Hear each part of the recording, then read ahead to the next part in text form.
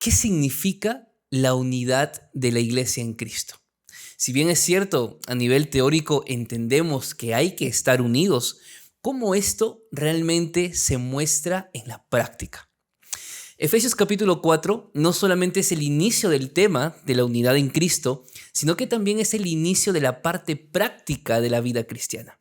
Mientras que Efesios capítulo 1 al 3 es lo que Dios ha hecho por nosotros, el capítulo 4 marca el inicio de lo que nosotros ahora nos toca hacer por Dios. Y la lección de esta semana realmente es práctica. Hay mucho que aprender y quiero que me acompañes en el desarrollo de la lección de esta semana. Quédate conmigo, que aquí iniciamos el comentario de la escuela sabática.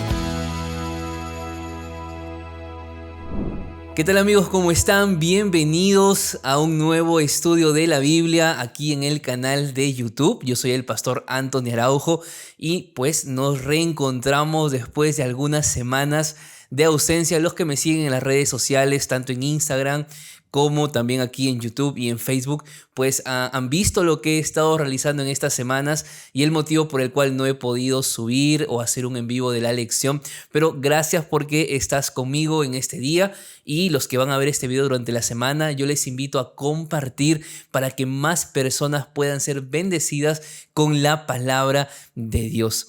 Antes de poder empezar, solamente quiero agradecer de manera general. Mi corazón está lleno de gratitud a la iglesia de Cornellá, allí en Barcelona, la iglesia de Las Rosas en Madrid y la iglesia en Yurimaguas, donde estas semanas he podido participar de diferentes semanas de evangelismo, predicaciones. Gracias a Dios que su iglesia sigue creciendo en el evangelismo. Así que gracias a ustedes también por las invitaciones. Feliz de haber compartido algunas experiencias en sus ciudades. Recuerda que puedes unirte a esta comunidad. Ya somos más de 68,000 personas que están estudiando la Biblia cada semana a través de la palabra de Dios y mediante la escuela sabática. Así que si tú te quieres unir a esta comunidad, es muy sencillo, dale clic ahí en el botón de suscribirse, activa la campanita, de esa manera cada vez que haga un en vivo o suba un nuevo video te llegará la notificación. ¿Qué te parece si hacemos una oración para pedir a Dios que nos ayude a entender su palabra en esta semana? Querido buen Dios y Padre que estás en el cielo, gracias porque por alguna razón tú nos escogiste, no fuimos nosotros, Señor, tú nos llamaste. No hay nada bueno en nuestros corazones, lo único bueno es lo que tu Hijo Jesús hizo por nosotros a fin de que podamos tener esperanza de salvación. Y gracias a eso es que hoy podemos mirar hacia el futuro con mucha esperanza. Por eso te pido que en esta lección tú puedas ser nuestro maestro, nos enseñes no solamente las cosas que necesitamos conocer, sino las cosas que necesitamos practicar. Bendice a cada persona en cualquier rincón del mundo que se encuentra y que hoy estará junto a mí para estudiar tu palabra. En el nombre de Jesús. Amén. El día domingo de la lección lleva por título La unidad del Espíritu. Hay dos cosas que me gustaría mencionarte antes de poder empezar a desarrollar el texto bíblico, a estudiarlo. Lo primero es que, como mencioné en un inicio de este video introductorio, el capítulo 4 es el inicio de la parte práctica del libro de Efesios. No quiero decir que del capítulo 1 al 3 no hay nada práctico, pero si te das cuenta, es básicamente lo que Dios ha hecho por el ser humano. Hemos hablado del plan de salvación, hemos hablado que Dios nos adoptó, nos escogió, nos redimió, nos salvó, lo que Dios ha hecho por nosotros. Ya en el capítulo 4 en adelante vamos a ver qué es lo que Dios espera de su iglesia en este tiempo. Y en segundo lugar, quiero que podamos ver al mismo tiempo que para Pablo era muy importante la parte doctrinal, la parte teórica, pero acompañado justamente de la parte práctica. O sea, básicamente, querido amigo, querida amiga, el cristianismo no es teórico, El cristianismo usa el conocimiento de la Biblia para ponerlo en práctica y de esa manera ser semejantes a Jesús. Y para Pablo era algo muy importante la unidad de la doctrina con la práctica. Así que son detalles que no podemos pasar por alto y que necesitamos reflexionar justamente en el estudio de esta semana. Vamos a leer algunos pasajes para poder ir entendiendo de qué trata es justamente el capítulo número 4. Vamos a leer el versículo número 1 en adelante, que dice así: Yo pues, preso en el Señor, os ruego que andéis como es digno de la vocación con que fuisteis llamados, con toda humildad y mansedumbre, soportándoos con paciencia los unos a los otros en amor, y procurando mantener la unidad del Espíritu en el vínculo de la paz. El tema principal de Efesios y el tema principal del capítulo 4 es la unidad. Ahora, Pablo está hablando aquí no de la unidad en Cristo, como lo hemos visto en los capítulos anteriores. Pablo está hablando aquí de la unidad en el Espíritu. Ahora, no es que sean dos cosas completamente diferentes, claramente van de la mano. Pero ¿por qué Pablo habla del Espíritu y no de Cristo? Vamos a entenderlo ahora. Yo quiero empezar resaltando algo que Pablo no quiere que pasemos por alto: andar. Cristianismo es caminar. Ahora, no es caminar por caminar, no es andar por andar. Pablo dice que es andar como es digno de la vocación con que fuisteis llamados. ¿Qué significa esto? La palabra digno, a mi mente viene la parábola del hijo pródigo. Cuando el hijo se fue lejos de la casa del padre y el padre lo estuvo esperando todo ese tiempo, cuando el hijo decidió volver, él colocó una idea en su cabeza. Y él dijo que le iba a decir a su padre: no soy digno de ser llamado tu hijo. Y era verdad. Humanamente, él no era digno por lo que había hecho. Pero cuando el padre lo recibe en los brazos, si tú ves la historia de Lucas capítulo 15, antes que el hijo dijera aquellas palabras, el padre le dio un beso. Ahora, tú puedes pasar por alto este detalle, pero en realidad no podemos pasar por alto, porque un beso en el tiempo, en la cultura judía, en el tiempo de Jesús, no era simplemente un acto de amor, era un acto de perdón. Cuando el padre da un beso al hijo, prácticamente le está diciendo: mira, sé que no eres digno y probablemente me quieras decir que no eres digno, pero yo te perdono. Cuando Pablo dice que andemos como es digno de la vocación con que fuimos llamados, Pablo nos está diciendo: por favor, recuerden a dónde se fueron, quién los esperó y quién los perdonó. Acuérdense que somos indignos, pero por la gracia de Dios podemos volver a tener dignidad en esta vida. Entonces, por esa dignidad que Cristo nos ha dado, pues es tiempo de caminar como Cristo caminó en esta tierra. Ahora, esto en la práctica, ¿qué significa?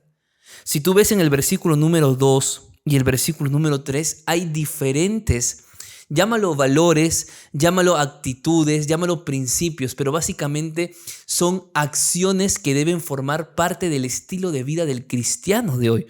Pablo dice así: ¿cómo es que se camina? ¿Cómo es que se anda? Primero dice, con humildad. Segundo, con mansedumbre. Tercero, con paciencia. Y cuarto, con amor. Cuando habla de esto, es más, yo agregaría aquí un quinto elemento en el versículo número 3, que es la paz. Todo eso es caminar en la vida cristiana. Caminar no es teórico, caminar es práctico, caminar es ser humilde, caminar es ser manso, caminar es ser paciente, caminar es amar a los demás, caminar es vivir en paz con los demás. Ahora, yo quiero resaltar de entre todas estas palabras dos, que son las dos primeras: humildad y mansedumbre. ¿Por qué quiero resaltar esto?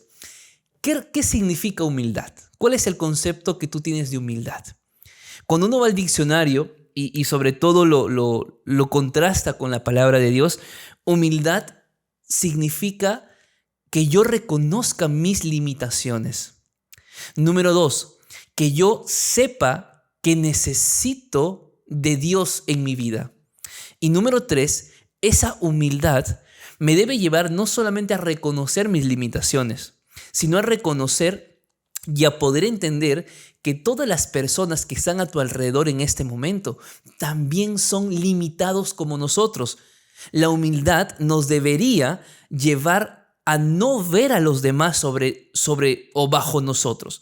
No es que nosotros somos mejores que los demás. La humildad te mantiene en ese equilibrio de reconocer que así como hay otro que es similar a ti, que también tiene defectos como tú y que al mismo tiempo necesita de Dios, pues nos ayuda justamente a buscar y a depender de Dios cada día. Eso es humildad.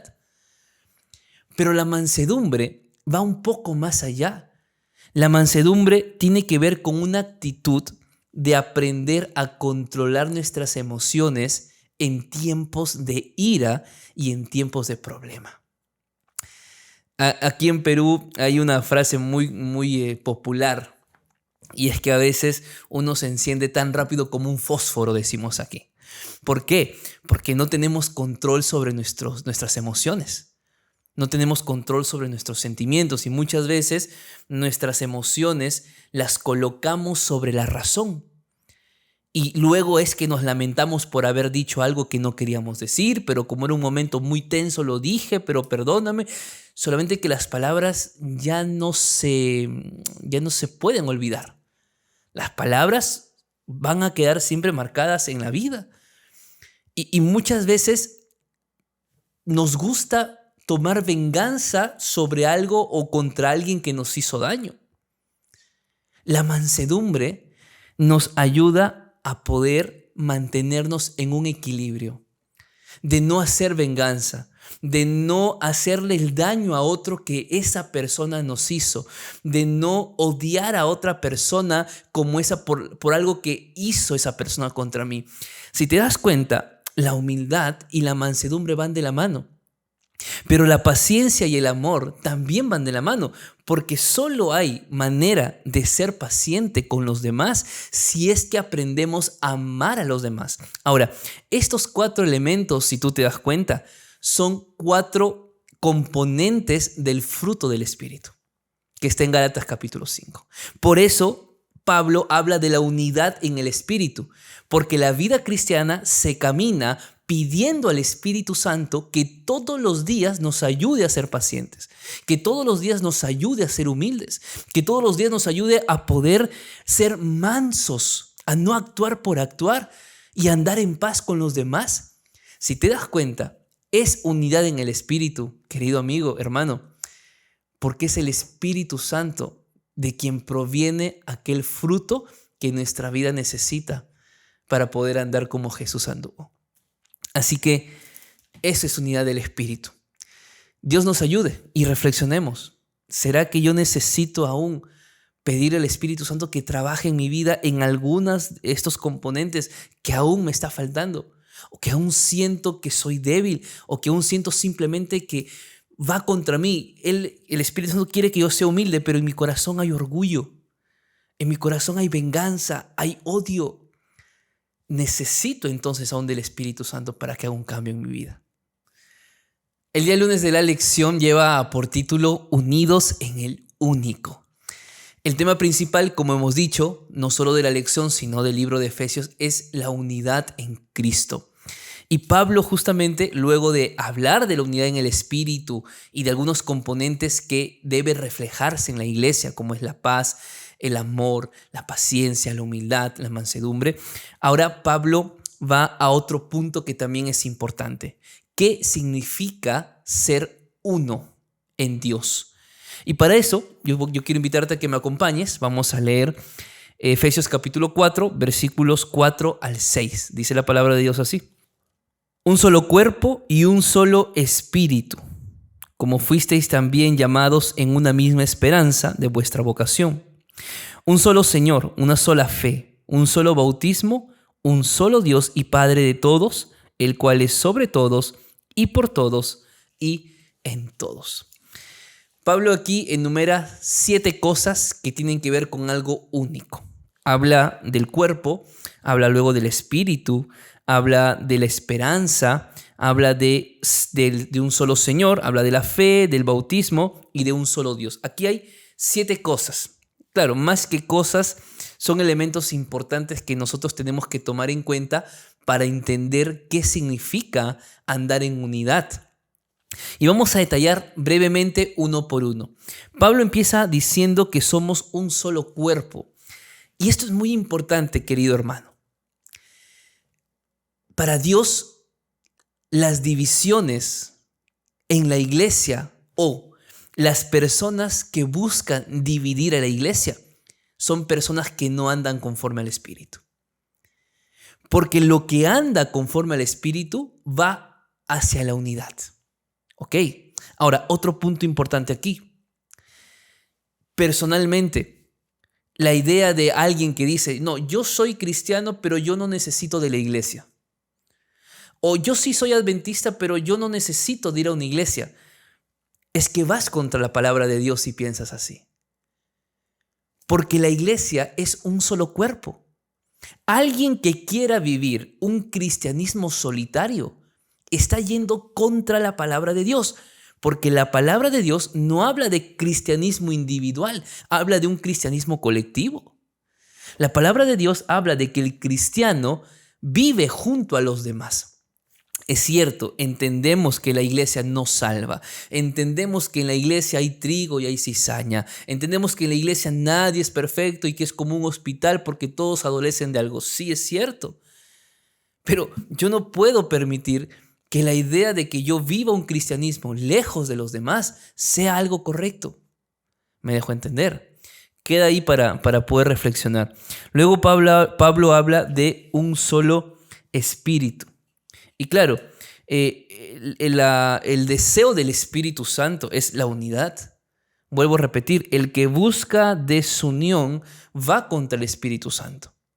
El que busca desunión va contra la palabra de Dios, porque lo que hace el Espíritu Santo, en vez de generar desunión, es justamente eliminar divisiones.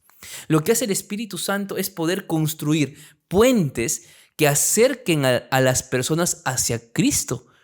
Pero cuando yo me convierto en un divisor por ideas mías, por conceptos míos, por vivencias que he tenido, y uso eso como una doctrina, uso mi experiencia como algo que debe todo mundo también hacerlo o conocerlo, y eso genera y nos lleva a ser piedra de tropiezo hacia los demás, es peligroso.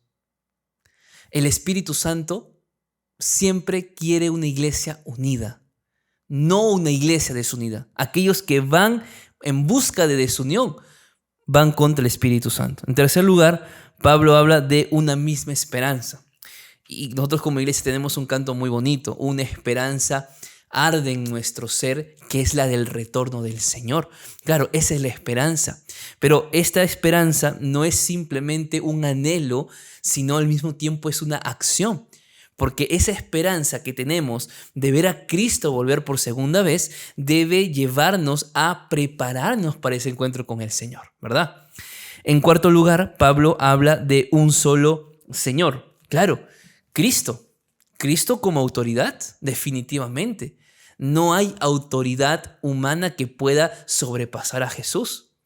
Cuando tú lees Colosenses capítulo 1, versículo 16, habla de que las cosas en este universo llegaron a existir gracias a la palabra de Dios, en Cristo Jesús.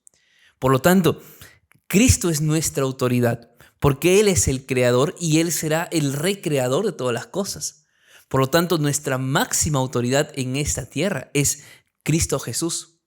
Luego Pablo habla de una sola fe. Cuando uno lee Efesios, y lo hemos estudiado en Efesios capítulo 2, en el versículo número 8, Pablo dice, porque por gracia sois salvos por medio de la fe. Entonces, cuando Pablo está hablando aquí de que somos uno en la fe, Pablo está hablando de que la salvación vino gracias a ese Cristo Jesús.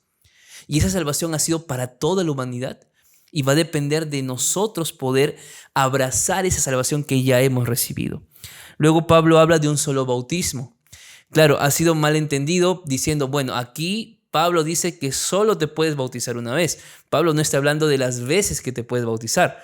Pablo está hablando aquí del tipo de bautismo único que es aceptado por Dios, que es muy diferente.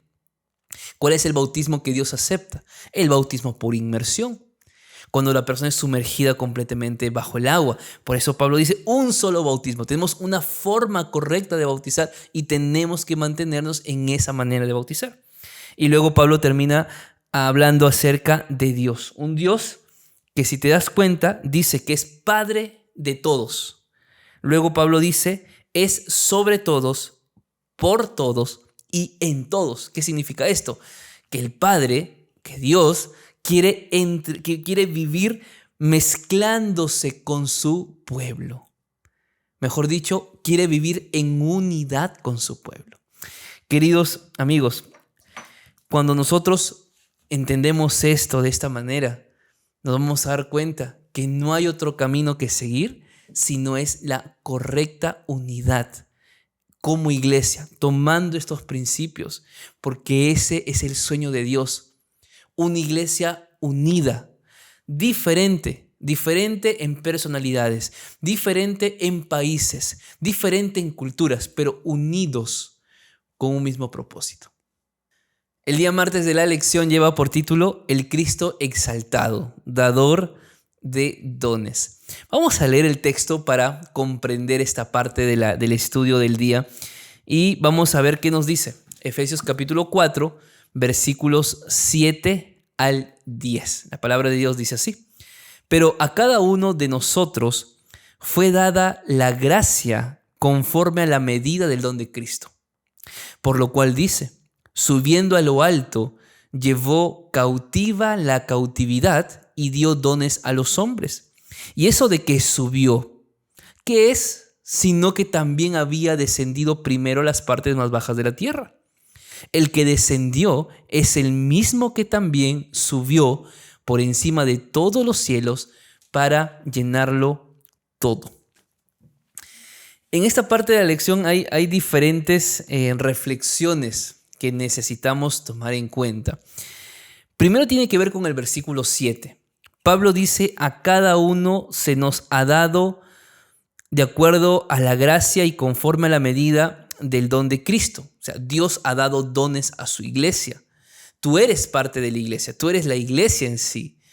Y me gusta este texto porque, en primer lugar, Pablo deja claro que Dios ha dado a cada uno dones. O sea, no es que Dios eligió a un grupo para darles dones y a otro grupo los dejó allí a esperar a ver qué pasa con su vida cristiana. No.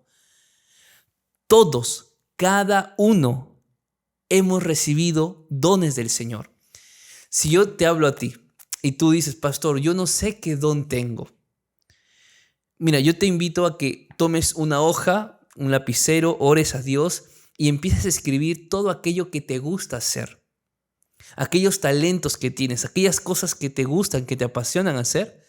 Y mira cuántas de esas cosas pueden ser útiles para el servicio a Dios. Dios ha dado dones a todos. Ahora, que Dios haya dado dones a todos significa también que Él ha dado conforme a la manera que Él quiere. ¿Qué significa esto?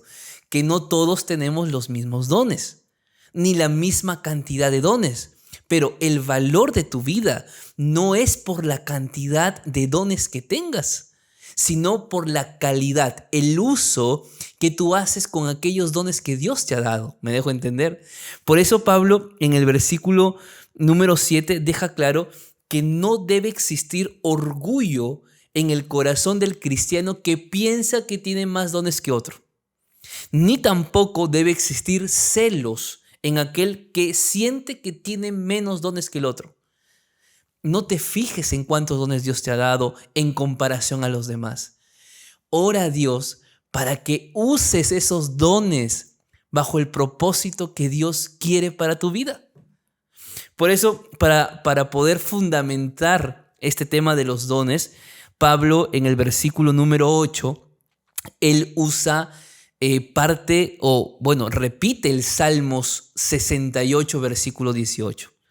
Lo que nosotros tenemos en el versículo número 8 que dice, por lo cual dice, subiendo a lo alto, llevó cautiva la cautividad y dio dones a los hombres, es un texto que ya está en el Antiguo Testamento. Cuando tú vas a Salmos 68, 18, vas a encontrar este versículo. Yo no voy a detenerme mucho aquí, pero sí quiero mencionar algunos detalles que pueden ser importantes. El Salmos capítulo 68 es un salmo de victoria. Es un salmo de gratitud por la manera como Dios condujo al pueblo de Israel desde el Éxodo hasta la tierra prometida. ¿Me dejo entender? Ahora, ¿por qué esto? Porque antiguamente, cuando un rey vencía a otro rey, el rey vencedor traía a los cautivos del rey que había perdido y se los llevaba como esclavos o sirvientes hacia su reino o al lugar donde gobernaba. Por eso vemos a un Daniel que va para Babilonia, ¿te das cuenta? Pero no solamente se llevaba cautivos a las personas, sino que el rey inferior o el rey que había perdido entregaba dones, mira esto, talentos, cosas de valor al rey que había ganado para mostrar de que justamente había perdido. Era una costumbre. Curioso, ¿verdad? Pero es exactamente lo que Cristo pudo hacer frente al pecado. Cristo derrotó a Satanás, derrotó al pecado, Cristo derrotó a la muerte. Y por cuanto Él derrotó a Satanás, al pecado y a la muerte, es que ahora tiene derecho para darnos dones a sus hijos.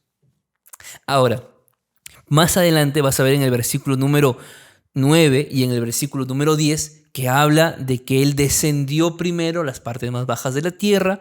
En el versículo 10 dice que ese que descendió al mismo tiempo subió por encima de todos los cielos para llenarlo todo. ¿Qué significa esto? Aquí habla justamente de que Cristo vino a este mundo, descendió a este mundo, se encarnó, vivió como uno de nosotros, pero volvió a ascender al cielo como un rey victorioso, llevando cautiva la cautividad. ¿Me dejo entender? Y cuando Él asciende al cielo, conocemos por Hechos capítulo 1 y capítulo 2, cuando Jesús asciende al cielo y Él es entronizado en el cielo, según Apocalipsis 4 y 5, ¿qué es lo que viene del cielo? ¿O quién viene del cielo? El Espíritu Santo. ¿Y qué hace el Espíritu Santo? Entrega justamente los dones a su iglesia. Es maravilloso cómo Dios actúa. Es por eso que nosotros debemos tener en cuenta esto. Jesús ascendió a lo alto, dice Elena de White en la página 160 del libro Recibiréis Poder. Cristo ascendió a lo alto, llevó cautiva la cautividad y dio dones a los hombres. Después de la ascensión de Jesús y conforme a su promesa, el Espíritu descendió en la forma de un viento recio que llenó el lugar donde se encontraban reunidos los discípulos. ¿Cuál fue el resultado? Miles se convirtieron en un día. Mi amigo, Dios te ha dado dones. ¿Sabes para qué? Para que a través de ese uso de dones, miles y miles se puedan también convertir y aceptar a Dios como su único Rey de Reyes. El día miércoles de la lección lleva por título Dones del Jesús exaltado. Ya que hemos visto toda esta parte introductoria, el tema de los dones y por qué Cristo puede dar dones a su iglesia y cómo fue que lo hizo, el versículo número 11 y versículo número 12 y 13 hablan cuáles son estos dones que Dios entregó a su iglesia, pero también habla cuál es el propósito de los dones. Así que vamos a ver esta parte, acompáñame, vamos a leer versículo número 11 al 13, que dice así. Y Él mismo constituyó a unos apóstoles, a otros profetas, a otros evangelistas, a otros pastores y maestros, a fin de perfeccionar a los santos para la obra del ministerio, para la edificación del cuerpo de Cristo, hasta que todos lleguemos a la unidad de la fe y del conocimiento del Hijo de Dios, al hombre perfecto, a la medida de la estatura de la plenitud de Cristo. Yo te hago aquí una pregunta y me gustaría que tú escribas en los comentarios. ¿Cuál es el propósito de los dones? Según lo que acabamos de leer. ¿Cuál es el propósito de los dones? Este texto es maravilloso porque Pablo escribe aquí 4 tipos de dones para 4 tipos de personas que pueden usar este don o cualidades. Habla de los apóstoles. Sí, tuvimos apóstoles en su tiempo, los que caminaron con Jesús, pero si te das cuenta, aquellos que caminaron con Jesús tuvieron una misión específica. Cuando Jesús asciende al cielo, los 12 ya no seguían juntos. ¿Estaban qué? Dispersos. ¿Por qué andaban dispersos? Porque ellos tenían el deber de abrir campo misionero en diferentes lugares del mundo. Podemos no ser apóstoles como tal, pero de hecho la palabra apóstol en griego significa mensajero. La palabra apóstol en griego significa enviado. ¿Enviado a qué? A abrir lugares, a abrir sectores donde aún el mensaje no haya llegado. Ese es el trabajo de un apóstol. Quizás no somos apóstoles como tal, como los 12, pero si tú tienes en tu corazón el deseo de abrir campos misioneros, abrir nuevos lugares con la predicación del evangelio, eres un apóstol de Cristo. Luego Pablo habla de los profetas. En el sentido de profetas sabemos que es un profeta. Existían profetas en el Antiguo Testamento, en el Nuevo Testamento. La iglesia misma tuvo una profeta. Así que es un don que no busca el ser humano tener. Es un don que es Dios quien entrega.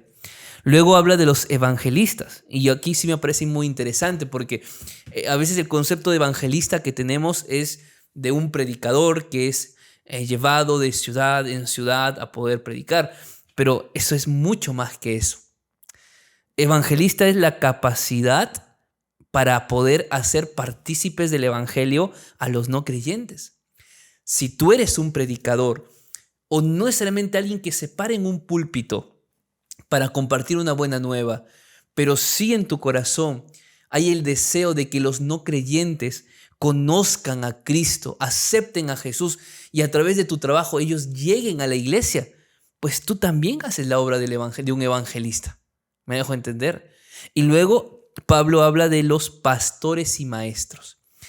Valga, y es importante entender, no son pastores y otro don son maestros. En el término, en el lenguaje griego, es pastor maestro. ¿Qué significa esto? Que el pastor no solamente es pastor en el sentido de un ministerio que realiza, sino que al mismo tiempo el pastor es llamado a poder enseñar a la iglesia la verdad. Y eso es maravilloso, porque muchas veces sí, nos gusta predicar ante multitudes o ante una iglesia, nos gusta enseñar, exponer la palabra, pero a veces nos cuesta mucho enseñar realmente cómo es la palabra de Dios. Pero ese es un desafío que tenemos. Y Dios ha colocado ese desafío de ser pastor maestro. Llámalo pastor en el sentido de los que ejercemos un ministerio de manera completa, a tiempo completo. Pero ancianos, personas que trabajan para Dios a tiempo completo o que ejercen un liderazgo dentro de la iglesia, también son personas que son llamadas a poder enseñar la verdad bíblica de la manera correcta.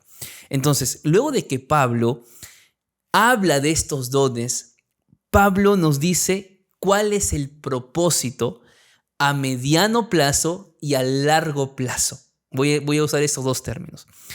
Versículo 12, Pablo dice, a fin de perfeccionar a los santos para la obra del ministerio, para la edificación del cuerpo de Cristo, hasta que todos lleguemos a la unidad de la fe. Mejor dicho, el propósito de los dones no es pensar que somos mejores que otros. Yo lo dije esto en algún momento. Dios no nos llamó a ser estrellas de iglesia. Nos llamó a ser luz para el mundo. Puedes tener un lindo ministerio. Te ha podido dar Dios muchos dones. Pero si esos dones tú los estás usando para simplemente posicionarte como una imagen ante los demás, no estás cumpliendo el propósito de los dones. Dios no nos llamó para ser estrellas de la iglesia. Dios nos llamó para que a través de esos dones podamos edificar a la iglesia de Dios. ¿Cuál es el propósito de los dones a largo plazo? Que todos lleguemos a la unidad. Ese es el propósito final. Que todos podamos ser uno. Pablo lo dice en el versículo 13, que todos lleguemos a la unidad en la fe. En el versículo 12, en la parte final dice, para la edificación del cuerpo de Cristo. Es el propósito final. Una iglesia madura. Eso es. Una iglesia madura, unida, unánime, esperando al Espíritu Santo. La venida de Cristo Jesús. Eso es. Pero acá hay algo que no podemos pasar por alto y creo yo que es algo muy importante. Dice que los dones han sido dados para perfeccionar a los santos. ¿Quiénes son los santos? Es la iglesia. Pero mira esto, para la obra del ministerio, mejor dicho, Dios da dones. Las personas reciben los dones. Los dones deben ser usados para que las personas maduren en la fe y para que las personas cumplan su ministerio. No es que el evangelista, el pastor, el profeta, el apóstol es el encargado de ejercer y cumplir un ministerio. No. Ellos son encargados de cumplir ministerio, pero hacer madurar a la iglesia para que la misma iglesia cumpla su ministerio. Por eso ese concepto de que solamente es el pastor que tiene que predicar, que es el pastor que tiene que visitar, que es el pastor que tiene que resolver problemas, no es tan bíblico. Claro que el pastor tiene que hacer eso. Pero ¿y la iglesia? ¿Cuándo va a visitar? ¿Cuándo va a orar por los enfermos? ¿Cuándo la iglesia va a hacer un plan de visitación por familias? Los diáconos, los ancianos, ¿cuándo se va a hacer eso? Porque si tú estás esperando que sea el pastor que llegue a tu casa y estás esperando de brazos cruzados, y si no llega estás reclamando porque no llegó y tú tampoco haces tu parte, pues no estamos entendiendo lo que es la vida en la iglesia. Los dones que Dios ha dado, sí, es para que la iglesia madure, para que la iglesia se encamine. Pero una vez la iglesia encaminándose y madurando, sea la iglesia la que cumpla su ministerio. ¿Y cuál es el ministerio de la iglesia? Que todos podamos llegar a ser uno en Cristo Jesús. El día jueves de la lección lleva por título Crecer en Cristo.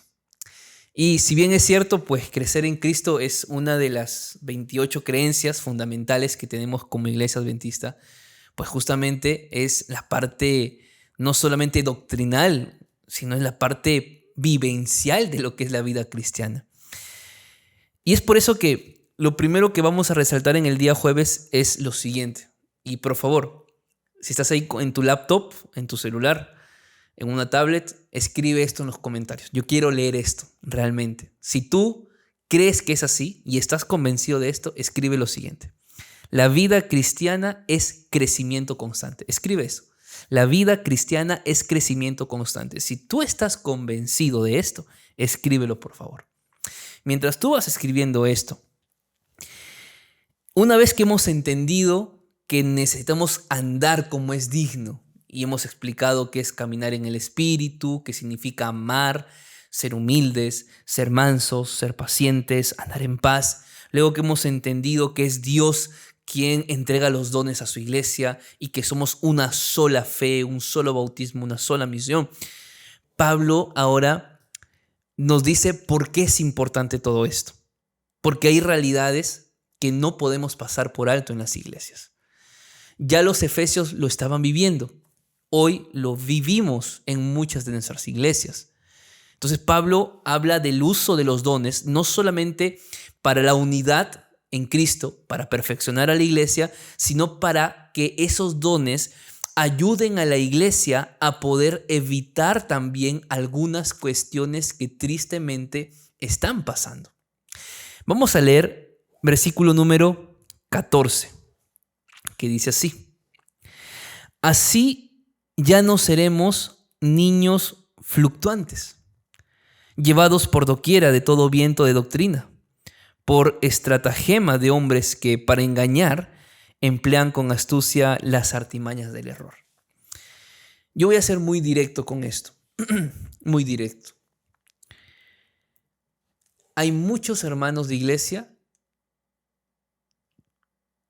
que tienen falta de firmeza en la fe. Hay muchos que les gustan buscar simplemente cosas novedosas e ir tras las cosas novedosas. Esto me gusta, esto me llama la atención. No sé si teológicamente tiene respaldo, pero me gusta, voy con eso. Es que esto me parece novedoso, creo que va en contra del sistema, voy con eso. Fluctuante. El uso de los dones que Dios da a su iglesia, vuelvo a repetir, no es solo para poder perfeccionar a los santos, para que hagan su obra. No es solamente para que lleguemos a la unidad de la fe, sino también para que no tengamos más personas fluctuantes. Ahora, ¿qué significa esto? Hay muchas personas con muchos años en la iglesia,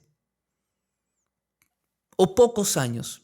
Yo no voy aquí a colocar tiempos, pero que no crecen, no cambian. Nacieron del agua, pero no nacieron del Espíritu. Y yo he dicho esto muchas veces. No se trata de cuántos años pases dentro de la iglesia para ver cuán maduro eres en la fe. No se trata de los años que pases en una iglesia. Se trata del tiempo que pasas con Cristo diariamente mientras eres un cristiano que anda en el camino de la fe. Puedes tener 20 años, 30 años, 10 años, 5 años, pero si tú miras a tu pasado y estás igual o estás peor, simplemente el Espíritu Santo no hizo ninguna obra en tu vida, no porque Él no haya querido, sino porque tú simplemente no te has dejado. Y ese es el mayor problema, que todavía seguimos como bebés espirituales después de muchos años en la iglesia. Y eso es un problema. Porque si nosotros no tomamos la decisión de crecer espiritualmente, de leer la Biblia todos los días, de pasar tiempo con Cristo, y pensamos que cristianismo es simplemente un sábado en la iglesia, no solamente no crecemos, no solamente no nos parecemos a Jesús, sino que también Satanás usa estratégicamente a muchas personas para causar daño. Y si no estamos firmes, tristemente muchos van a salir de la iglesia. Pero ya Pablo era muy consciente de esta situación. Por eso Pablo dice que hay hombres que tienen estrategias muy claras para engañar con astucia y llevar a las personas a caer en el error. Mira, aquellos que usan su astucia para engañar son hijos de Satanás. Porque Satanás usó su astucia para engañar al ser humano. Y aquellos que van por ese camino conscientemente de ver a la iglesia caer, aquellos que van conscientemente de ver a su iglesia desunida, fracasada, si no se arrepienten, Dios también tendrá algo para ellos. Tu propósito o tu tarea, mi amigo, amiga, es no vivir la vida cristiana como tú creas que es mejor, como a ti te parece que es mejor o como tú sientas que es mejor. No. Yo te invito, te desafío en el nombre de Jesús a que vivas una vida cristiana como Dios quiere que se viva, en unidad. Si vas contra la unidad, allí ya hay que reflexionar. Si hay orgullo, si hay impaciencia, si hay venganza, ahí hay que reflexionar. Si quiero un cristianismo solitario, allí hay que reflexionar.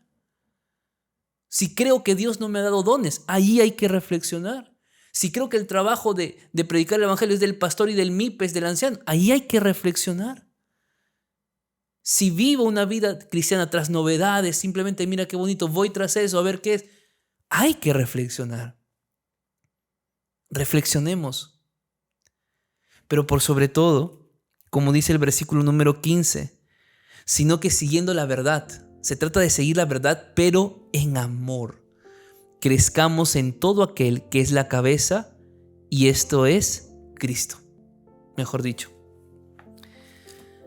La vida cristiana, sí, es para tomar decisiones ahora. Pero iglesia, aprendamos a amar a las personas.